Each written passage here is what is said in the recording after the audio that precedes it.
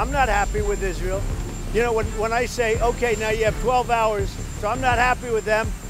যুক্তরাষ্ট্র ও ইসরায়েলের হামলা সত্ত্বেও পারমাণবিক কর্মসূচির হাল ছাড়বে না ইরান।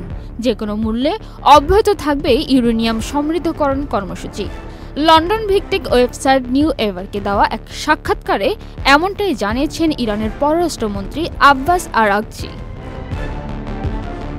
তিনি বলেন, কোনোভাবেই পরমাণু প্রযুক্তি পরিত্যাগ করবেন না তেহরান, কারণ এটি অর্জনে মৃত্যুসহ বহু ত্যাগ তিতিক্ষার শিকার হতে হয়েছে দেশটির পরমাণু বিজ্ঞানীদের। অপরদিকে পরমাণু ইস্যুকে কেন্দ্র করে ইরানের জনগণের উপর চাপিয়ে দেওয়া যুদ্ধ আর নিষেধাজ্ঞা সত্ত্বেও সেখান থেকে সরে আসবে না ইরান, এমনটাই জানান আব্বাস আরাগচি।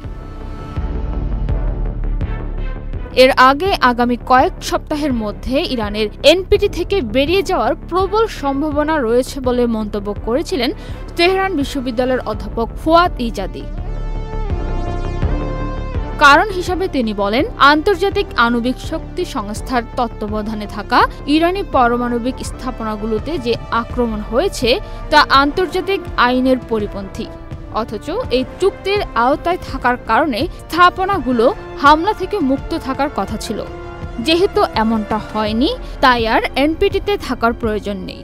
পার্লামেন্টের অধিকাংশ সদস্য এ থেকে বের হতে চায় বলেও উল্লেখ করেন তিনি। Panna Akter, channel I. Basically have two countries that have been fighting so long and so hard that they don't know what they're doing. Do you understand that? Bundle থাকলে প্রতি সেনমানিতে টাকা বাঁচবে। বিকাশ সেনমানি বান্ডেল কিনে জিতুন প্রতি লেনদেনে। শুরু হয়েছে Standard Chartered channel I agro অ্যাওয়ার্ডের 10ম আয়োজনের মনোনয়ন গ্রহণ।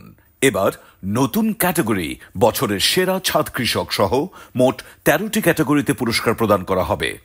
মনোনয়ন গ্রহণ চলবে আগামী 15 জুলাই 2025 তারিখ পর্যন্ত। বিস্তারিত জানতে ভিজিট করুন www.agroaward.com এবং ফোন করুন 018737000556 এই নম্বরে।